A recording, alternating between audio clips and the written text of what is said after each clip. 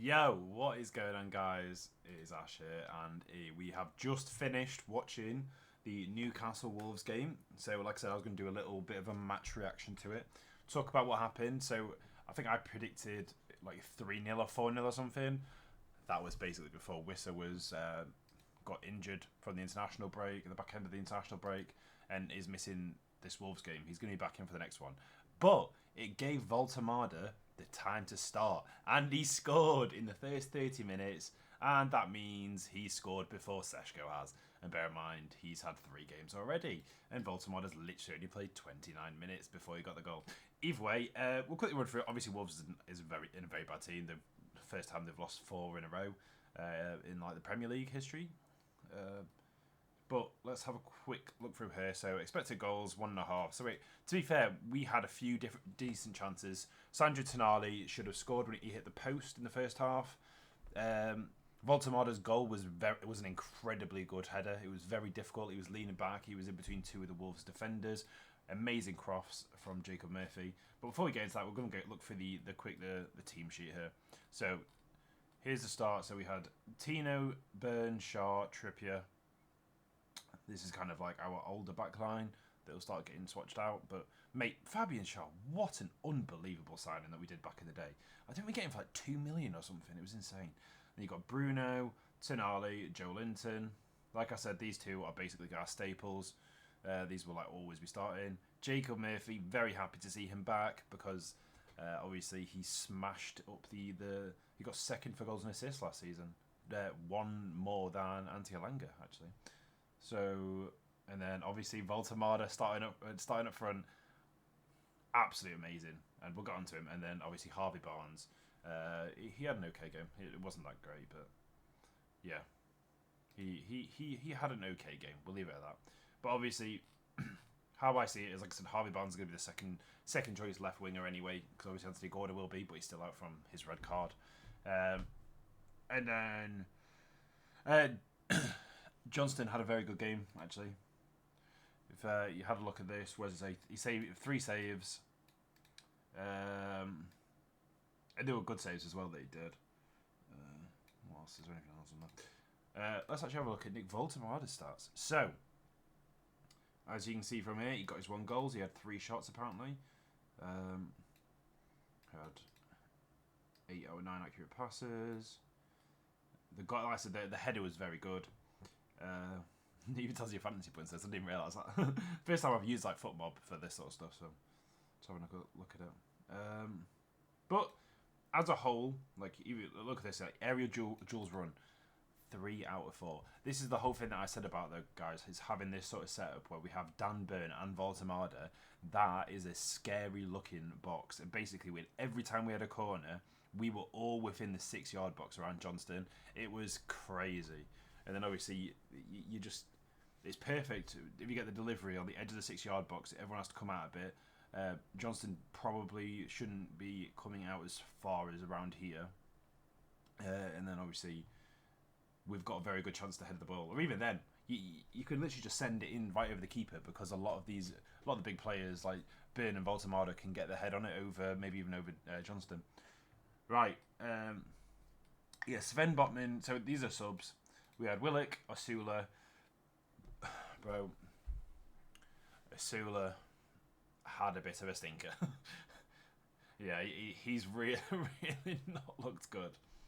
Yeah, he didn't look good during pre-season. He's not looked good to start the season, and he didn't look good when he came on.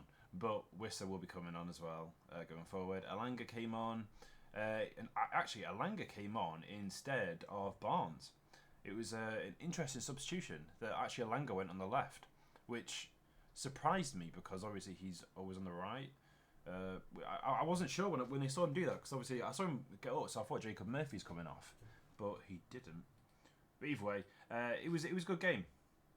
It was a good game to watch indeed.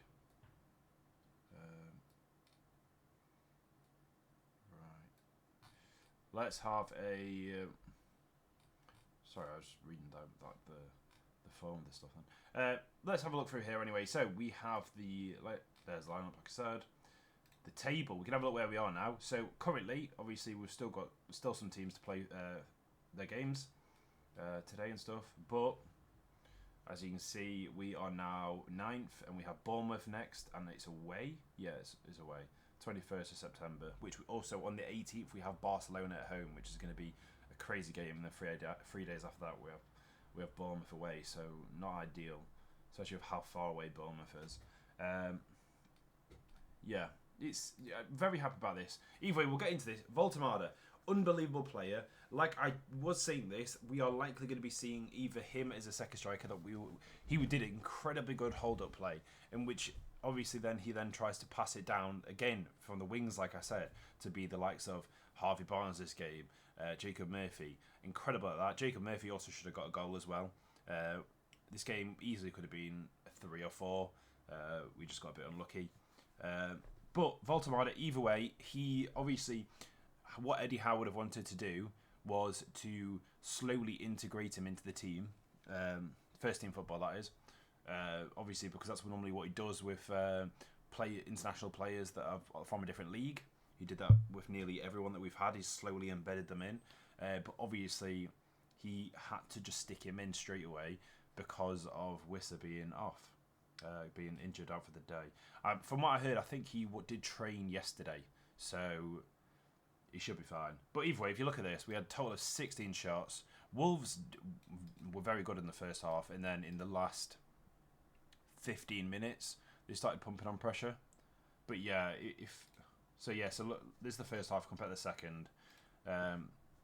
So in the first half, they had 6 shots, and in the second half they had 2, and it was only towards the end of the game. Even we kind of went a bit down on the second. It was a bit more boring on the second half than it was in the first. But the first half was very good. Woltemade obviously came off at the 60th minute just to make sure he doesn't get overused and stuff, which I don't mind. What else can we have a look? Shots from inside the box, we had 9. We had 7 outside. Yeah, we had a couple of longer, some outside the box shots. Harvey Barnes nearly did an absolutely amazing bit of play, where who was it he passed the first pass to? It might have been he passed it to Tino, which then passed it back to the edge of the box, and then passed it to Bruno, who did a back heel, and then Harvey Barnes laid it off for Harvey Barnes to smash it in the top bins, but it just missed. Well, I say it just missed. It was a little wide, but that would have been an unbelievable team goal if that paid off. As you can see, aerial duels won. This is going to be absolutely where we shine going forward, is for how big our players are. That's going to be an unreal place that we're going to be in for corners and everything. And for basically, sorry guys, it's my birthday today, and I went out last night, so I am still feeling the effects. Also, yes, that was another thing they did. Jacob Murphy did a long ball throw-in, which, yeah, that's another thing that we can capitalise on now. Obviously, he did it before when we had, say, Dan Burn would run up, but now we don't even have to do that because we've got Woltemade there who can capitalise on long throws, which is like a bit of an old school kind of throw-in, but they pay off, especially if you can do it. So Nick Pope apparently got the highest rating. I'm not sure why. I mean, to be fair, in the first 10 seconds, Wolves nearly scored. I will say that was crazy. They nearly beat flipping Alan Shearer's record for like the fastest goal of 10.8 seconds, whatever the heck that was. But they basically booted it up straight away from the kickoff, and smashed it in. Nick Pope just got a fingertip save to it. So that would have been crazy if we conceded that. Trippier had a good game as well. Obviously, Woltemade got a goal. Looked very good. He looked. This is what I was saying about when I was comparing his stats to Isak. I said his defensive contributions were very good. So I said that's something that Isak doesn't do. But obviously, he's meant to be kind of like a second striker, is kind of how he is. So if we can get Wissa in, he can stay further up. Woltemade did stay on the pitch as well quite a bit. Very happy about the performance. Jacob Murphy did well. He probably should have scored, as you can see here. XG and XA, obviously, because he did get an assist, but he should have potentially scored himself.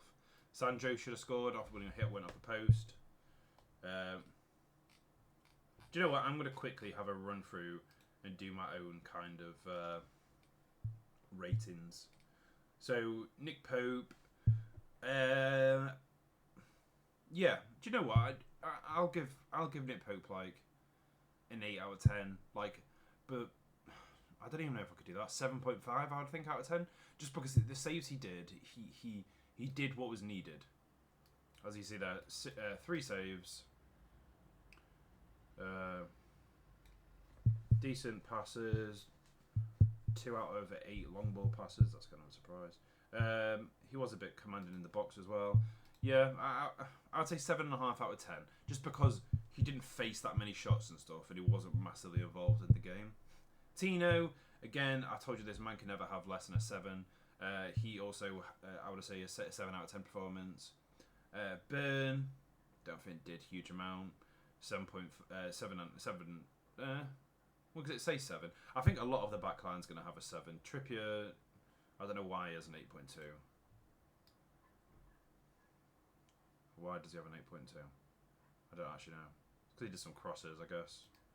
That's the main thing. Trippier, yeah, to be fair, out of all the backline, Trippier probably gets a 7.5.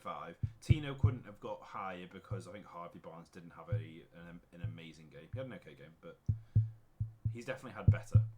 Like, there's a lot of times that I've seen him when he was in the positions that he's in his shot, that those are guaranteed goals, but he missed a couple today, which is not a bad thing, is what it is. Bruno, yeah, Bruno got around a bit. I think at the end he kind of lost his head a bit. I don't know if anyone else noticed that like it was like we were on a counter attack. Willisula's coming this way. Like I think we've got like a 4-on-3 or something. But like Asula's running towards the edge of the box. Bruno's coming in and just boots the ball and it just goes nowhere near. And Asula's like absolutely kicking off at Bruno because of this. And then they do a quick ball out from Johnston down the wing, and I was like, mate, if we concede from this, that's going to be an absolute stinker. But Tonali, I think Tonali has an 8 out of 10 performance. I think he potentially is could potentially get a man of the match performance. He played incredibly well. He was all over the pitch. Nearly got his goal. If he got his goal, 100% deserves man of the match. Joe Linton actually played okay. He was getting himself about again. Obviously, Joey's kind of going a bit out of favour because of the squad that we're kind of getting at the moment. But he did exactly what Joey does. He gets about it. He gets stuck in. That's why everyone loves him. Yeah, I would say Joey probably had like a 6.5 performance. Harvey Barnes, I would say 6.5 as well, just because of the I guess not being so clinical.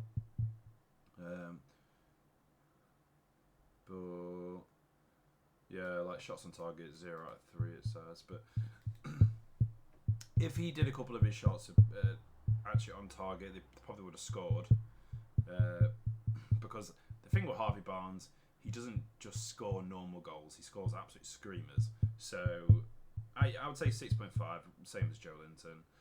Woltemade got his goal, the only goal in the game. Looked very good in the air. Looked like he wasn't did not look like he was his first game. He looks very set for the Premier League football, like I've always said, because of his stature, with the muscles, being able to hold the ball up, bring other people into play. Yeah, I would say Woltemade probably gets an 8 out of 10 as well, actually. He very, very good game. So 8.5 for Woltemade. Jacob Murphy, I'll say an 8, not an 8.5, sorry, an 8 out of 10, sorry. an 8 out of 10 for Jacob Murphy. And they're both, these two, great partnership that they had, which is something I presume we might see with Visser instead. But yeah, Jacob Murphy had a great partnership with Woltemade this game, so it'll be good to see how that gets on. Eddie Howe, yeah, our manager, love him, absolutely amazing. He very good lineup. Yeah, don't have anything really bad to say. Who was on the bench? Lewis Hall and Malik Chow didn't get a sighting at all, which slightly surprised me. I guess Lewis Hall didn't surprise me as much because Tino and Trippier had very good games. Malik Chow, he kind of surprised me that he didn't come on at all. Because Sven Botman, only came in the 90th minute. I thought they would have just done a double sub at some point to bring them both on. Lewis Miley, I want to see Louis Miley get a bit more into the games. Obviously, he's going to be falling a bit out of favour, unfortunately, just because of all the plays that we're getting. And obviously the stuff we've got. Then as you can see here, here's the injury list. There's the suspended Anthony Gordon. Got Jacob Ramsey out until the middle of October, it says, and then Wissa will be late September, it says. But I imagine he will be back for maybe even the Barcelona game. On the 18th, I could see him being back for them. But guys,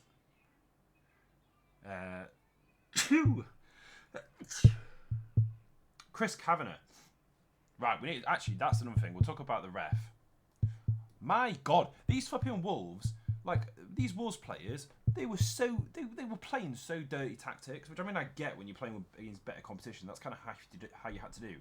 But wow, some of these players, I think, could have easily got a second yellow. I'm pretty sure Gomez could have got a second yellow later on in the game.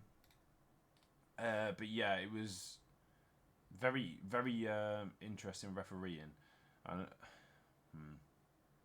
And then it was like, I can't remember, who was it? Was it Mascara and Agbadou? Who was it? There was two different people got like, someone hit them on the side of the head or something. The ball hit him. Well, one of them, Sandro Tonali, but the ball hit him on the side of the head. Van went down like as if like he just punctured an eye muscle. Another time, Byrne, I think, got someone on the back of the head, and he started slipping a hole in his eye, and it showed it in the replay, and I was like, what the hell is going on? But either way, we've won. We're happy. Fulham won 1-0. I'm pretty sure that's what I said. I'm surprised Everton and Villa was 0-0. Didn't see that happening. Palace, Sunderland 0-0. Didn't see that happening. Bournemouth and Brighton. Bournemouth 2-1. Bournemouth's actually good form. Arsenal game, I did talk about this on Football Terrace. Zubimendi scored one worldie and then a header, and Zubimendi doesn't score. So all I basically just said was, I want to try and imagine this as if it's a 1-0, because in a typical game like this, Zubimendi would not be scoring. So I tried to see it as if Zubimendi's goals didn't count, but obviously they counted. Just so I can analyse their actual performance on how I thought they did. If it was a 1-0, Chris Wood nearly scored an absolute weird wieldy goal I've ever seen, where it like smashed off his chest because the ball was meant to be a cross behind him. It smashed off his chest and nearly went top bins, but David Raya did a really, really good save. But if that happened, it could have been a 1-1 game. But even just a 1-0 game, if that happened, so Zubimendi didn't get his goals, that I think is not a great performance for Arsenal, because I was expecting them to pretty much smash Forest. So obviously you can't take away Zubimendi's goals; they were insane. It's the same as the blooming Liverpool game with Szoboszlai. It's interesting. I think it's just it's always good to talk about stuff that doesn't naturally happen, because if you get some Arsenal fans or whatever that gets too overconfident and be like, look, we're going to win the league now, we're going to do this now, we have an unbelievable squad, just try and not be surprised, say, if you then get a 1-1 in a similar fixture because Zubimendi didn't score these wonder goals, because obviously, like I said, it's not what he's known for. He's a DM. But either way, you can't complain. They absolutely smashed it. They did an amazing game. Declan Rice didn't even start, which surprised me. Odegaard got taken off. It was a very good game. A very good game to watch. And then today we have West Ham and Tottenham, and then Brentford Chelsea on later. And then tomorrow we've got Burnley Liverpool. Like I said, Liverpool's going to absolutely slap these up. I'd guess Isak's probably going to start. And then the City United derby. I told you I think City's going to win this game, either 2-0 or 3-1. So yeah. Anyway, guys, I've waffled on for enough time. Happy with the result. Can't wait to see Wissa come back. And up the tune.